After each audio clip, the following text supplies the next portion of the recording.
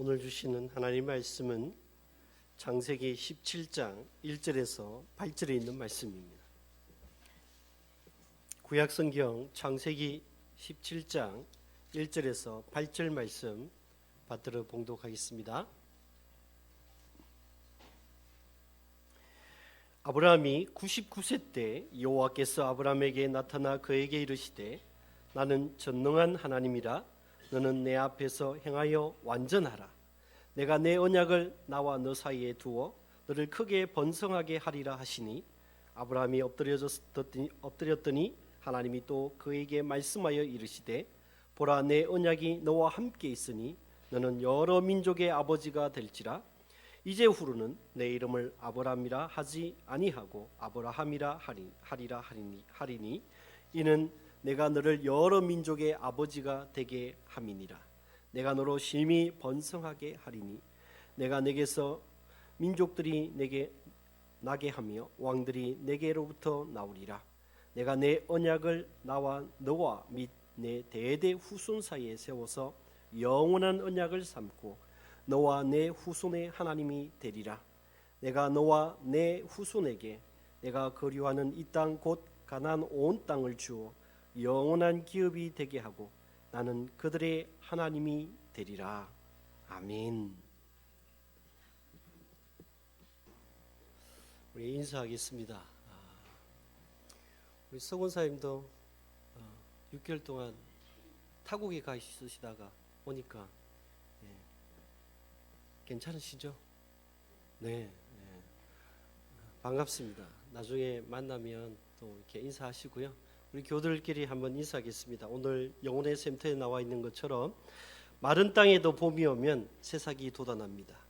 자, 우리 한번 인사하겠습니다. 마른 땅에도 봄이 옵니다. 인사하겠습니다.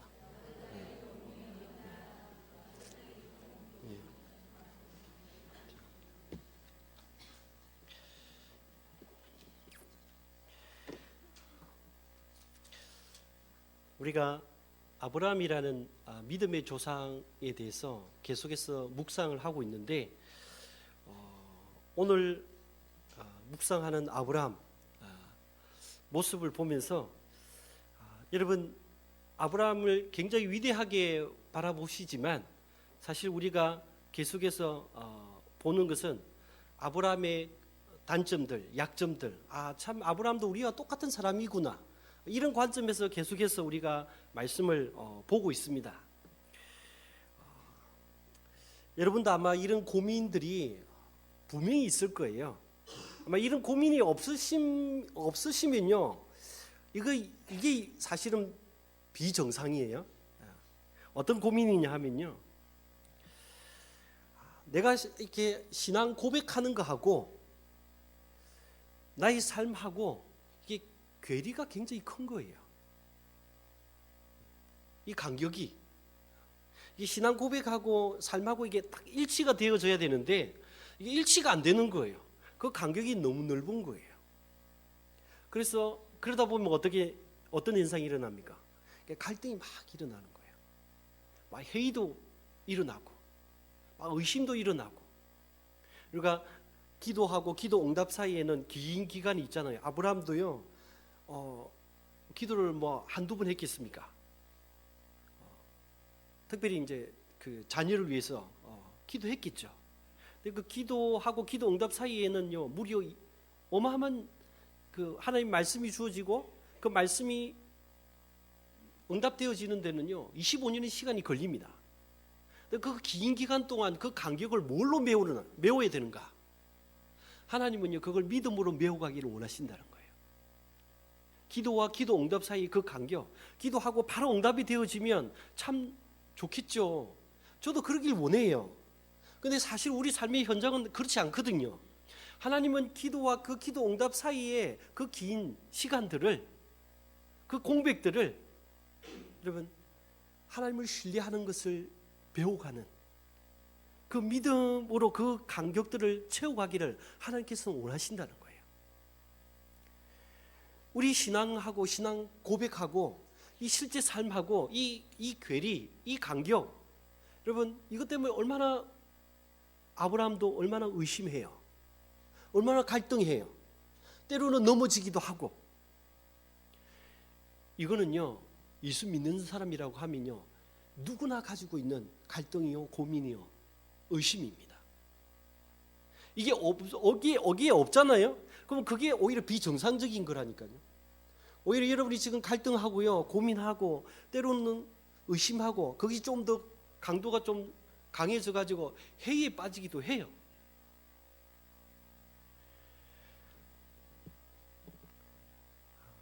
우리가 기독교를 교리적으로 이해하는 거 하고요, 여러분 그걸 삶으로 기독교 그 교리적인 내용을 삶으로 수용하는 건요, 시간이 많이 필요합니다.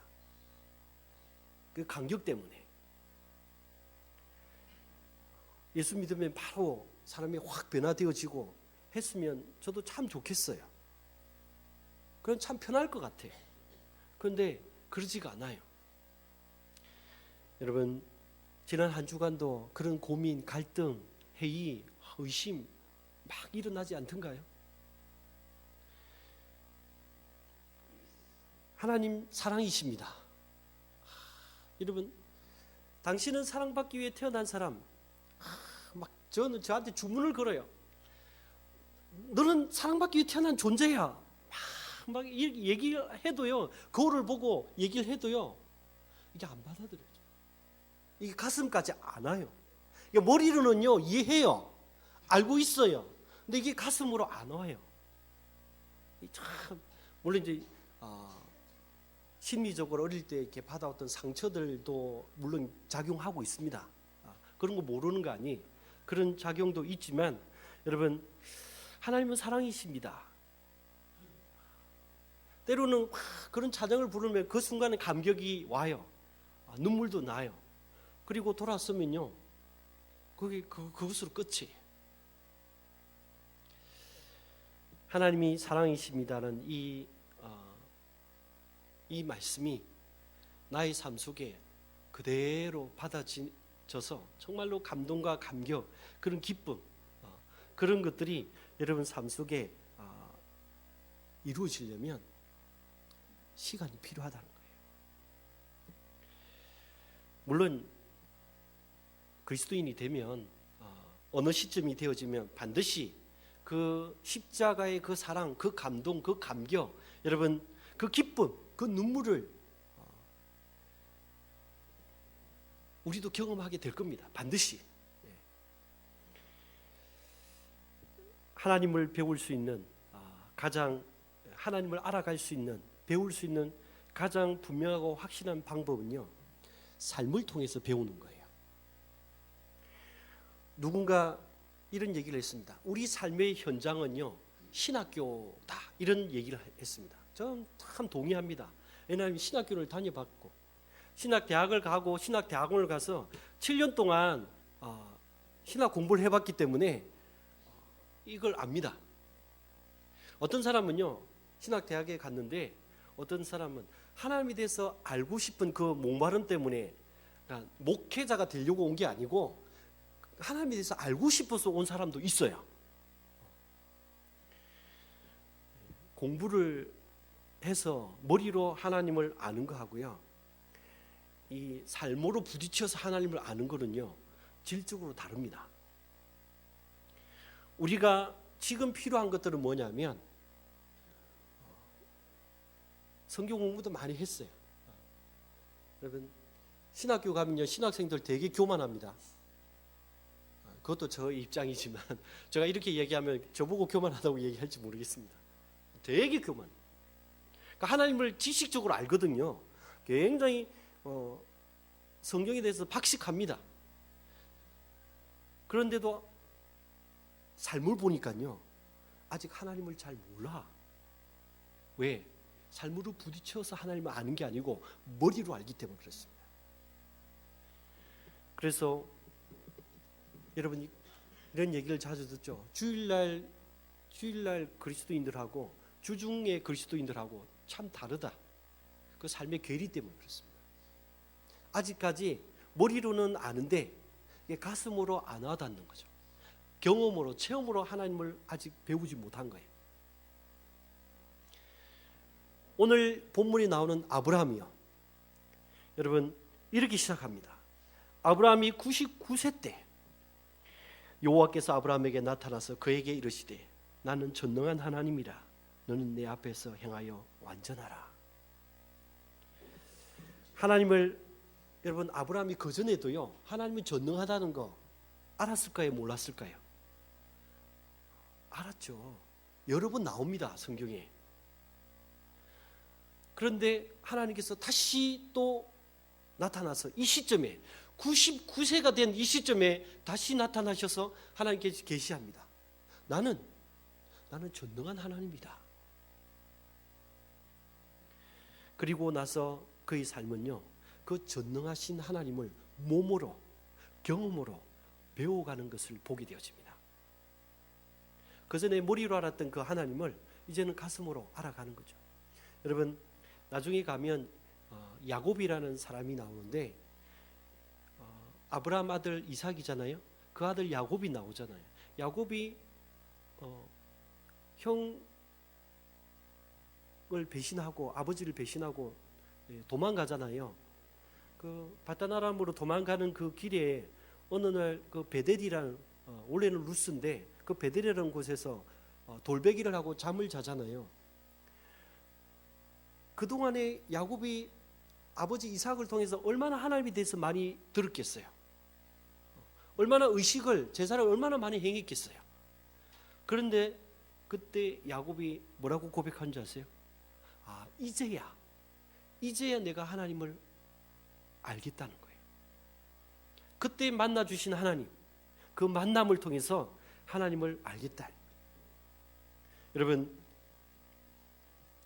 아브라함이 하나님 참 전능하시구나. 여러분 하나님 전능하시다는 거 믿죠? 근데 삶에서 부딪히면 어떻게 될까요? 삶에서 여러분 하나님이 전능하다는 것을 배워가는 시간이 필요하다는 거예요. 아브라함도 그런 시간이 필요했습니다. 여러분 예전에 제가 이런 예화를 던 적이 있는데 어떤 목사님이 새로 교회에 이렇게 부임을 했어요. 그래서 첫 번째 설교를 했는데요.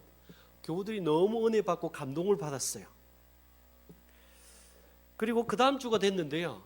그 목사님이 지난주 했던 설교를 똑같이 설교를 또 하는 거예요. 교우들이 아니 지난주 한 설교를 또 하니까요. 좀 당황했습니다. 뭐 이제 새롭게 와서 이제 막 긴장도 하시고 지난주 한 설교를 잊어버리셨나 보다. 그래서 정신이 없으셔서 또 이렇게 그 설교를 또 하시나 보다. 이렇게 생각했는데 세 번째 주일에도 똑같은 설교를 또 하는 거예요. 여러분 그래서 용기 있는 중직 중에 한 분이 목사님 찾아가서 목사님 지금 오늘 그 설교를 벌써 세 번째 하고 계십니다. 목사님 알고 계십니까?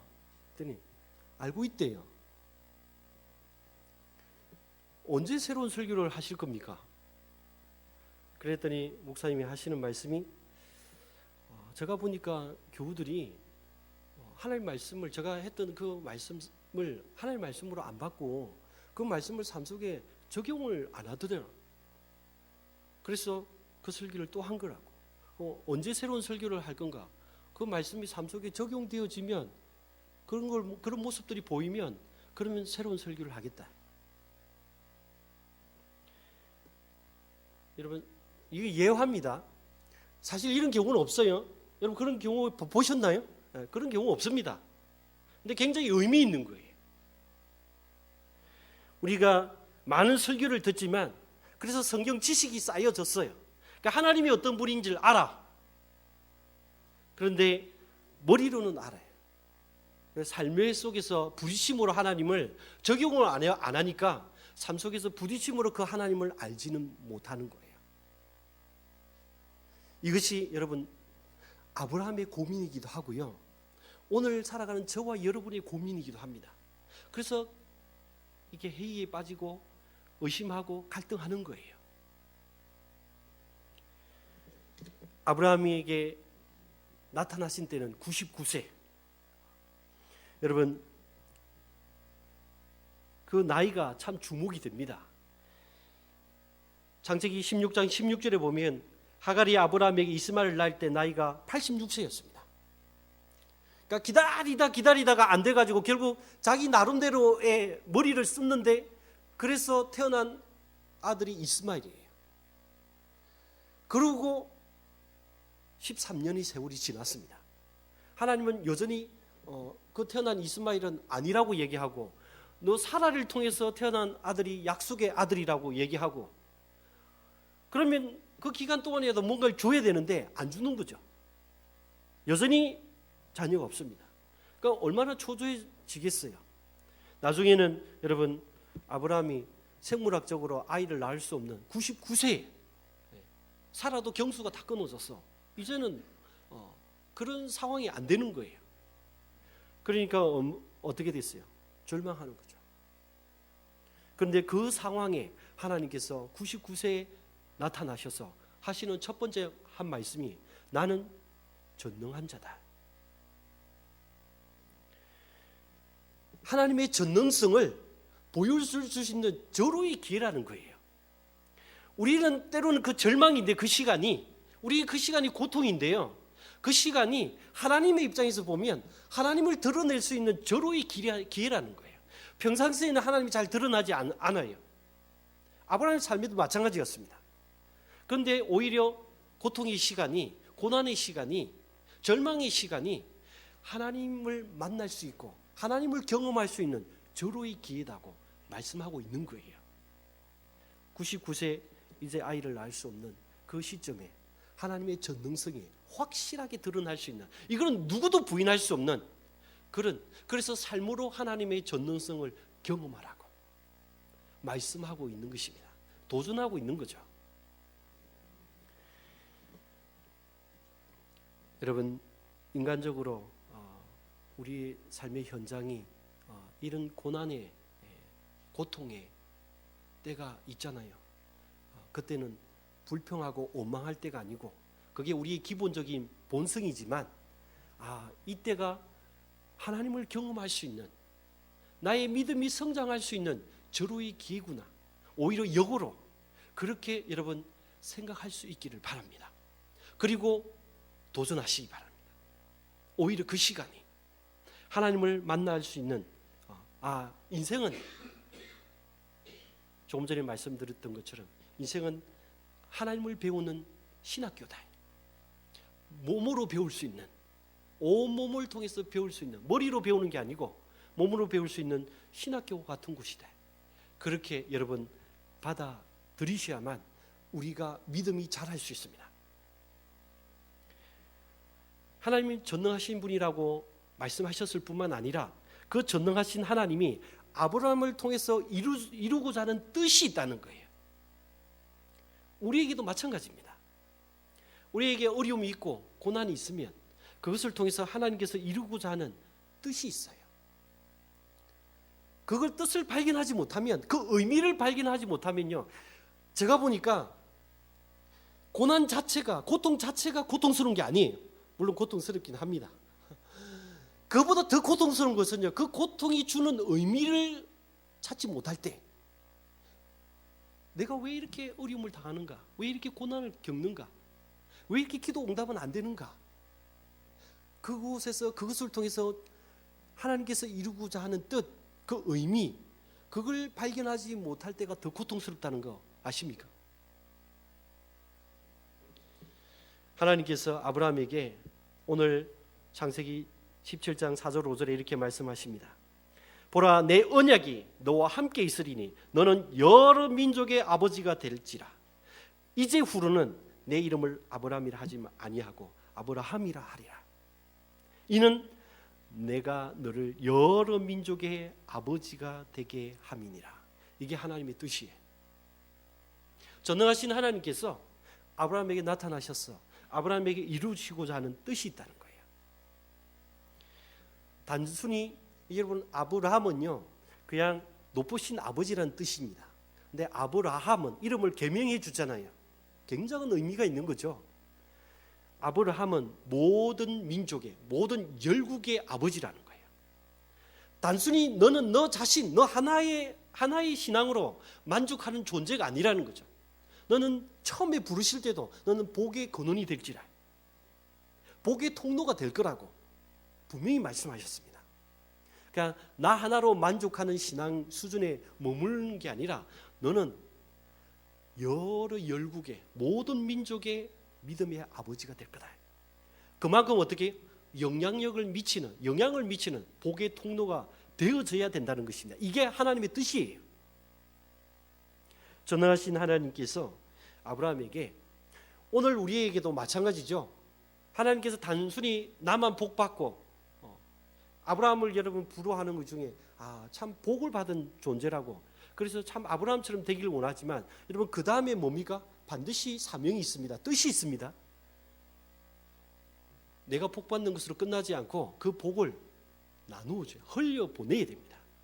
그래서 복의 통로가 되는 게 그게 하나님의 뜻이었습니다. 우리 각자에게도 여러분 뜻이 있다는 거죠. 여러분 수산나라고 들어보셨나요?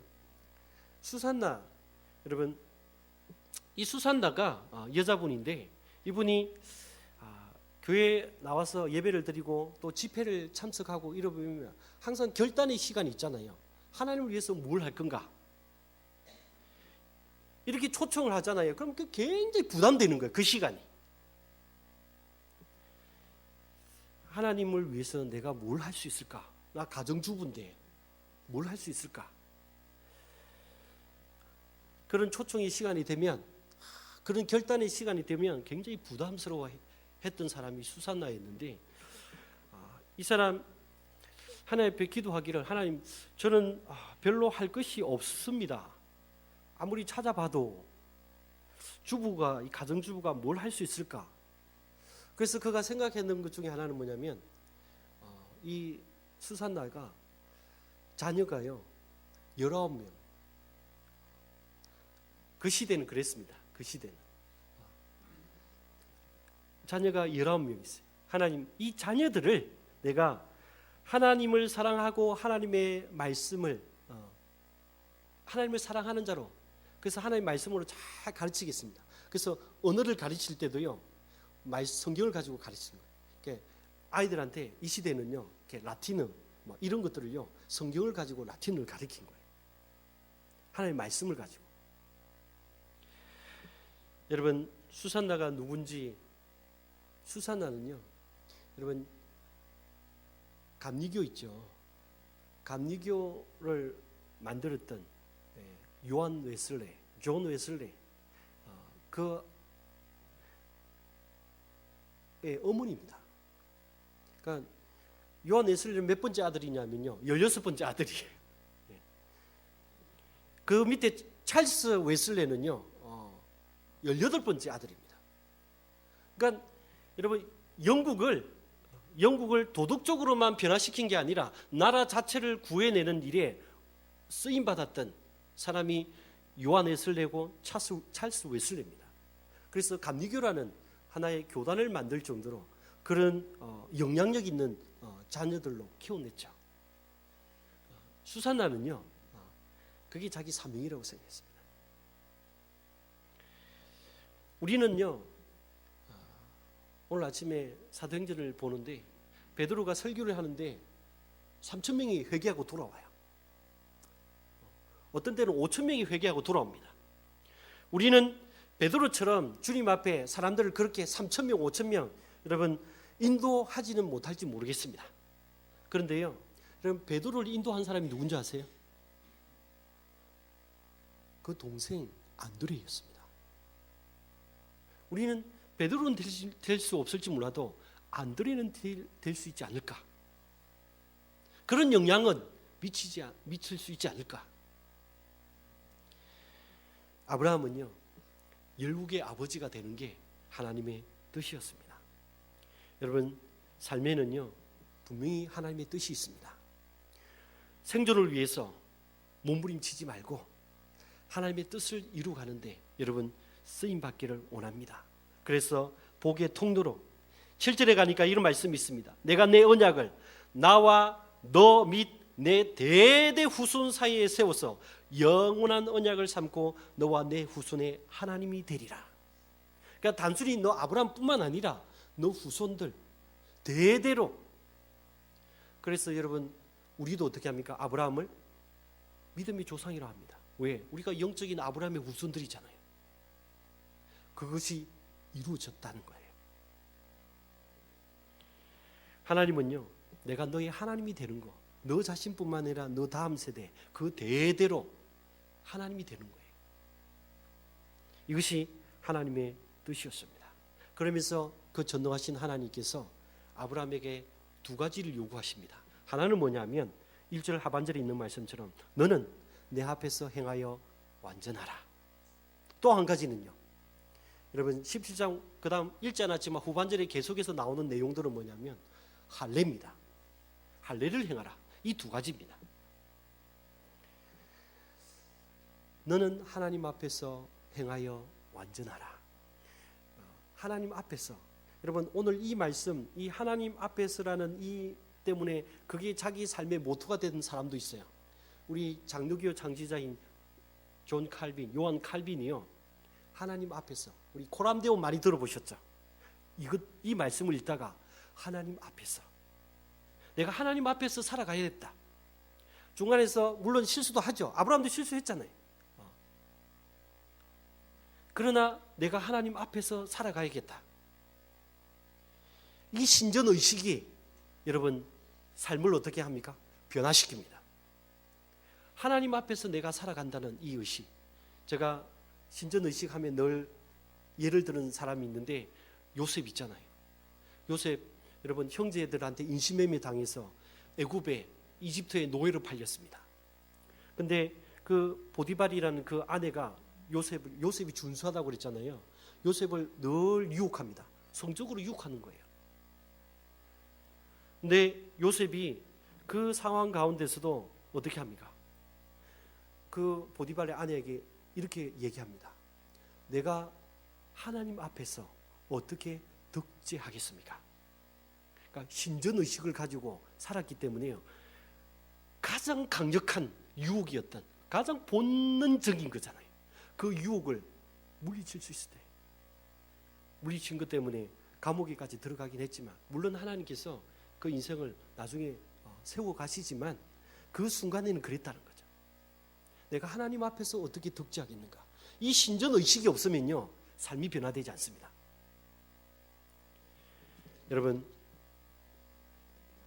카메라 앞에서 어떻게 그렇게 의식을 잘하는지, 카메라 앞에 쓰면 여러분 경직되죠. 물론 정치인들의 얘기가 아닙니다. 우리도 얼마든지 그렇게 하나님께서 불꽃 같은 눈으로 우리를 살펴보십니다. 우리를 감찰하십니다. 하나님의 눈은 온 땅을 두루 살피사 전심으로 하나님을 향하는 자에게 능력을 주신다고 그랬어요. 하나님 우리를 한 사람 한 사람, 하나님 피곤할 것 같습니까? 전혀요. 한 사람 한 사람 관심을 가지고 있습니다. 뜻이 있으십니다. 여러분, 우리가 하나님 앞에서 이 신전의식을 가지고 살아가면 완전하라는 것은 완벽하기를 요구하지 않습니다.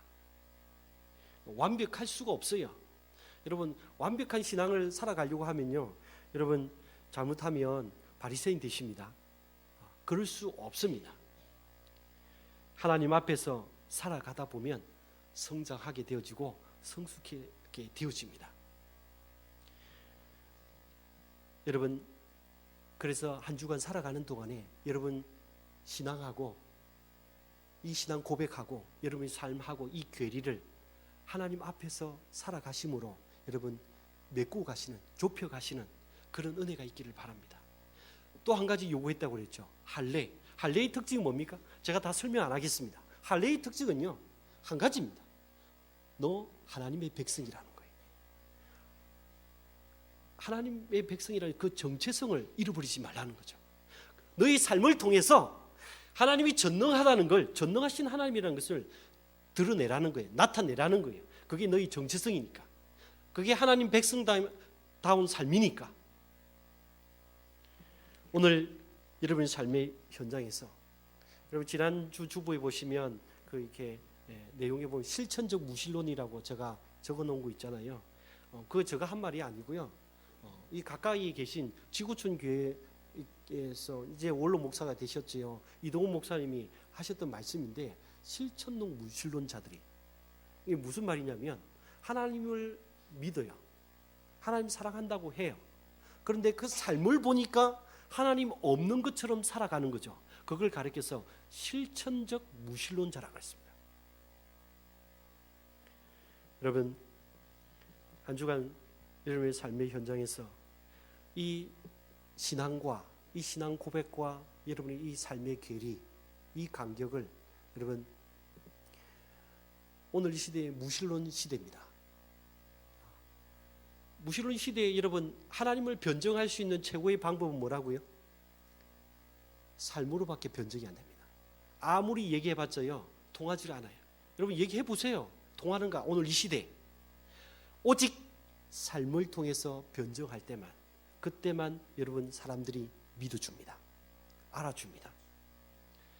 그 간격을 여러분 맺고 가시기 바랍니다. 좁혀 가시기 바랍니다. 하나님이 전능하시다는 걸 여러분 삶으로 증명해 내셔야 됩니다. 살아내셔야 됩니다. 한 주간 여러분 하나님의 백성이라는 것, 내가 하나님의 백성이라는 것을 영적인 할례, 나중에 로마서에 가면 사도 바울이 얘기하잖아요. 마음의 할례를 행해라. 단순히 육신의 할례를 행해서 나는 하나님의 백성이다, 이제는 그거 의미 없다고 얘기합니다. 마음의 할례를 해라. 여러분 삶을 통해서 내가 하나님의 백성이라는 것을 증거함으로, 그래서 여러분의 그 간격들을 좁혀 가시는 은혜가 있기를 주님의 이름으로 축원합니다. 기도하겠습니다. 이제는 길이요 진리요 생명 되시는 우리 주 예수 그리스도의 은혜와 하나님의 만극하신 사랑하심과 성령의 감화감동 교통하심의 은혜가 신앙 고백과 삶의 간격을 좁혀가기를 원하고 하나님을 삶 가운데 나타내기로 결단하는 주의 백성들 머리 위에 이제로부터 영원까지 함께